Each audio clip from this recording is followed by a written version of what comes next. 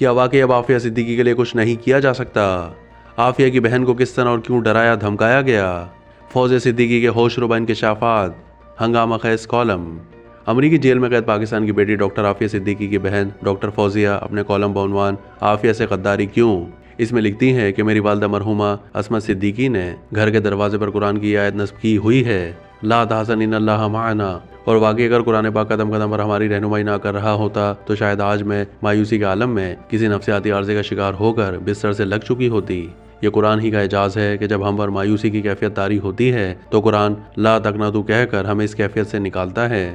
Doctor Fauzia نے انکشاف کیا کہ میں اس وقت جہاں دل شکستہ اور مشتعل ہوں وہیں شدید ہیجان میں ہوں کہ جب سے ہماری وزارت خارجہ نے اسلام آباد ہائی کورٹ میں دعویٰ کیا ہے کہ انہوں نے میری بہن ڈاکٹر عافیہ صدیقی کے حوالے سے میری تمام درخواستیں پوری کر دی ہیں، جبکہ حقیقت میں انہوں نے 10 سال انصاف میں تاخیر اور عدالت کی حکم عدولی میں گزارے اور کوئی اہم کامیابی حاصل نہیں کی۔ انصاف میں تاخیر بجائے خود ناانصافی ہے، یہ ایک ظلم ہے اور میں اپنے سوالات کا جواب چاہتی ہوں۔ 2 دہائیوں سے میں عدالتوں سے، وزارت خارجہ سے صرف اس کی بنیادی ذمہ داری پوری کروانے کی درخواست کر رہی ہوں۔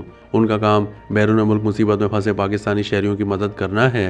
میری بہن عافیہ کے ساتھ جو زیادتی، ظلم اور ناانصافی ہوئی اس کو تاریخ سیاہ دور کے طور پر یاد رکھے گی۔ ڈاکٹر فوزیہ آگے لکھتی ہیں کہ سب سے پہلے جیسا کہ ہم جانتے ہیں ہمیں چپ رہنے کے لیے کہا جاتا ہے۔ عافیہ صدیقی کو 2003 میں کراچی سے ان کے بچوں سمیت اپنوں نے ہی اغوا کیا تھا۔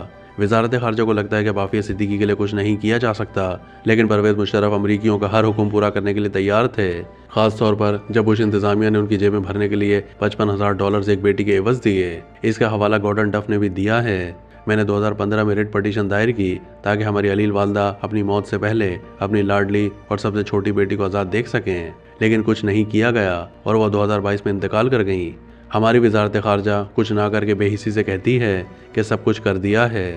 عافیہ صدیقی کی بہن نے اظہار افسوس کرتے ہوئے لکھا کہ افسوس وزارت خارجہ ڈھٹائی سے یہ کہنے کی جرات کر رہی ہے کہ انہوں نے میری بہن سے ملنے کے لیے ڈاکٹر اقبال آفریدی کو اندر جانے میں مدد کر کے کافی کچھ کیا ہے، حالانکہ ڈاکٹر اقبال یہ کہہ کر آئے تھے کہ عافیہ صدیقی کو فوری طور پر اس طبی امداد کی ضرورت ہے جو انہیں امریکی بیورو آف پریزنز کی طرف سے نہیں دی جا رہی۔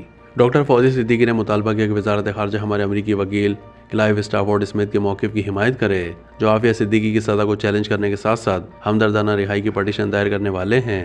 وزارت خارجہ عافیہ صدیقی کی حمایت اس لیے نہیں کرے گی کیونکہ انہیں وہ سچ پسند نہیں جو کلائیو اسٹافورڈ بتا رہے ہیں۔ یہ اس کے باوجود ہے کہ حکومت کے قانونی مشیر یعنی اٹارنی جنرل نے خود کہا کہ ان کی حمایت کرنا بالکل ممکن ہے بلکہ قومی فریضہ ہے۔ اسلام آباد ہائی کورٹ کے جج سردار اعجاز اسحاق خان ایک ایماندار اور شریف آدمی ہیں، وہ صرف ہماری قوم کی اعلیٰ روایات کو برقرار رکھنے کی کوشش کر رہے ہیں۔ دوسرے لفظوں میں وزارت خارجہ کے برعکس وہ اپنا کام کر رہے ہیں جس کے لیے انہیں مقرر کیا گیا تھا، لیکن وزارت خارجہ ناانصافی کے خواہش مند گروہ میں شامل ہو گئی اور چاہتی ہے کہ عافیہ کا مقدمہ کسی منظور نظر جج کے پاس لے جایا جائے جو انہیں اپنا کام کرنے کا حکم نہ دے، ان کی تابعداری کرے۔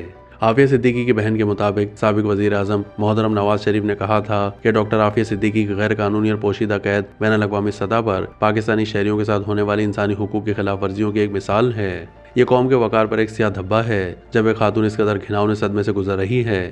اس واقعے میں فوری کارروائی کی ضرورت ہے، اس لیے ان کے مقدمے کو اقوام متحدہ میں اجاگر کیا جانا چاہیے، اور ان کے بھائی ہمارے موجودہ وزیر اعظم شہباز شریف نے صدر جو بائیڈن کو خط لکھ کر انصاف کا مطالبہ دہرایا، لیکن ان کی وزارت خارجہ نے وزیر اعظم کا خط جو بائیڈن تک نہیں پہنچایا اور اب کہتی ہے کہ انہوں نے کافی کچھ کیا ہے۔ میں جانتی ہوں کہ مجھ سے خاموشی سے بیٹھنے اور اسے قبول کرنے کی توقع کی جاتی ہے۔ ڈاکٹر فوزیہ صدیقی نے تہلکہ خیز انکشافات کیے کہ یہ سچ ہے کہ ناانصافی کے علمبرداروں نے پہلے بھی مجھے ڈرانے کی کوشش کی ہے۔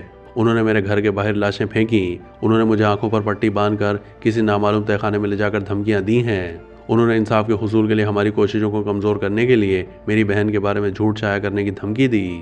ہمارے خاندان نے بہت اذیت برداشت کی، لیکن مجھے یہ خیال واقعی ناگوار لگتا ہے کہ اگر میں عافیہ صدیقی کی رہائی کی کوششوں میں اپنے حکمرانوں کی جانب سے کھڑی کی جانے والی رکاوٹوں کی وجہ سے دنیا کے کسی اور ملک چلی جاؤں یا کہیں پناہ لینا چاہوں تو مجھے یقین ہے کہ برطانیہ اور کئی ممالک منصفانہ تعاون کریں گے۔ لیکن کیا میں بھاگنا چاہتی ہوں؟ بالکل نہیں، اور میں خاموش بھی نہیں بیٹھوں گی۔